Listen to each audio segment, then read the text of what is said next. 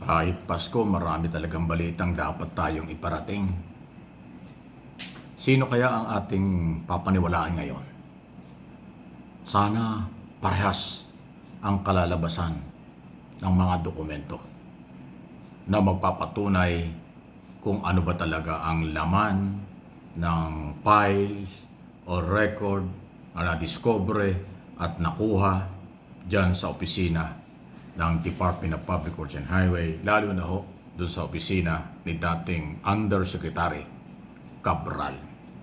Kaya ako po binabanggit ito dahil ang report po ngayon, nai-report na, naisumite na ng Department of Public Works and Highway ang lahat daw pong files at record ng opisina ng namayapang Undersecretary.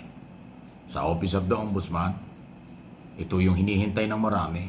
Ano ba ang files na ito? Sino-sino ba ang mga pangalang nandyan? Magkaano ba ang pera, ang proyekto na napunta sa kalokohan?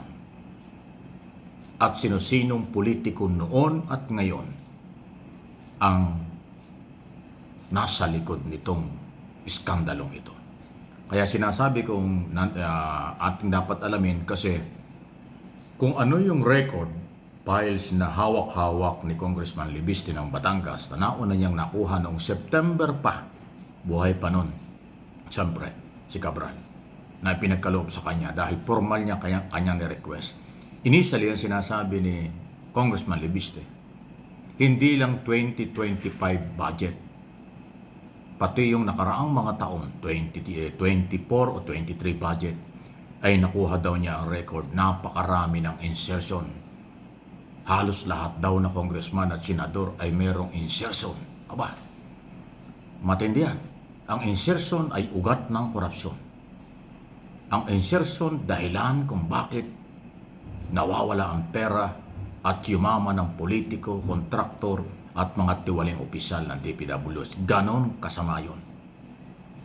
Kaya sana ilabas ng Department of Public Works and Highway at ng Ombudsman ang totoong file, totoong record na galing sa DPWH sa nakalipas na mga taon, not only 2025. Dahil si Congressman Libiste, maniwala kayo o hindi, meron siyang sinasabing ganyang files na alam niya.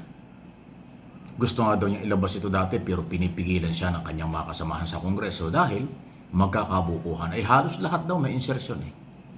So halos lahat pala kung talagang nawala yung perang yun, lahat sila sabit. Ay dati sinasabi ni Boying Remulla, Ombudsman, mga 10% ng mga congressman ay sabit.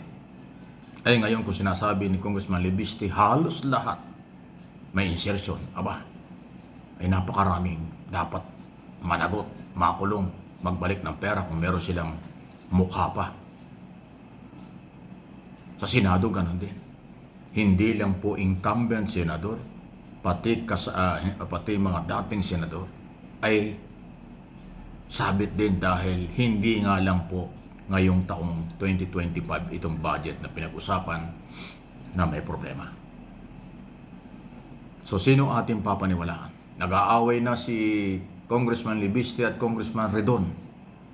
Dahil sinabi ni Congressman Libiste merong insertion, ang party list ni Redon 150 million yan daw sa may Bicol. Pero nagtitina na yung mga isa at sinabing sinungaling si Libiste. Kaaway na.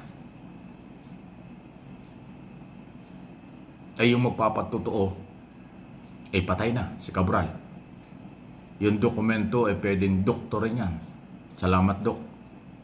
Alam mo naman ngayon, lahat nagagawa na. Salamat, Dok. Pati nga personalidad ng mga tao nababago eh. Yung pa kayang dokumento, madaling doktorin yan. Ano ngayon ang ating papaniwalaan? Alin dyan ang hindi dinoktor at alin dyan ang dinoktor na dokumento. Kaya dapat isa publiko ito sa laling madaling panahon para maiwasan ang salamat, Dok. Salamat sa pagdudoktor. Salamat sa hindi pagdudoktor. Salamat sa katotohanan. Ganun ang dating eh. Di ba? Lalo pong tumitindi, lalo pong nagiging palaisipan.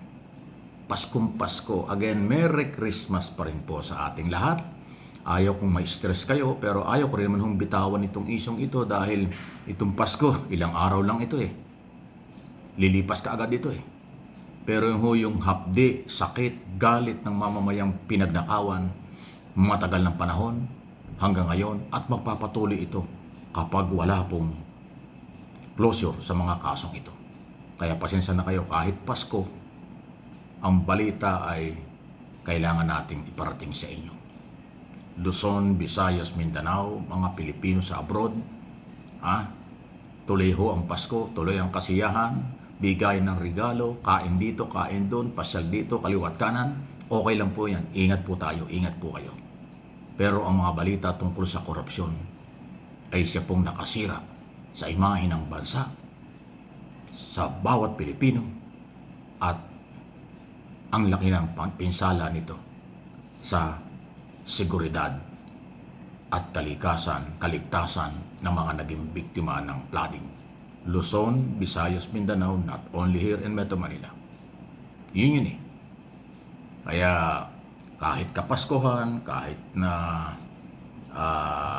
bakasyon ng marami, ang mga balita po ay naglulumiyad, naghahanap ng katotohanan, pinapaikot, pinagtatakpan, ilabas ang katotohanan, ang totoo, yun ang mahalaga.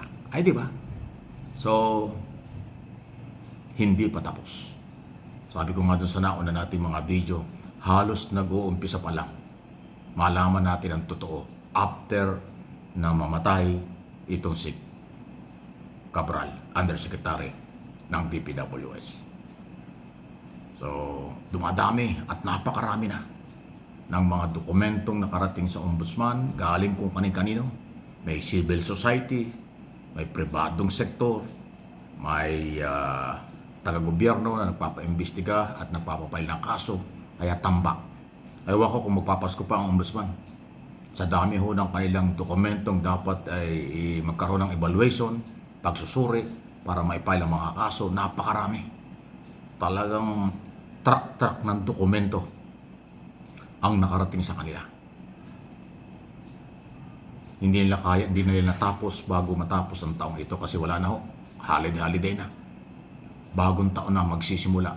2026 na ho.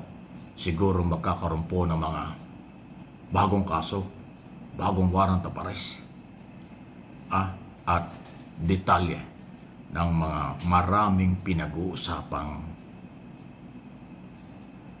nangyayari sa ating bayan. Huwag tayong magsawa dahil matindi po ito, hindi biro ito.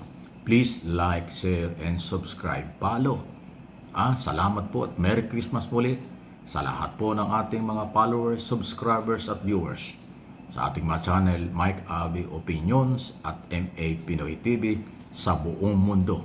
Ano man ang inyong relihiyon, ano man ang inyong kasarian, ano man po ang inyong paniniwalang pampolitikal, tayo ay lahat Pilipino.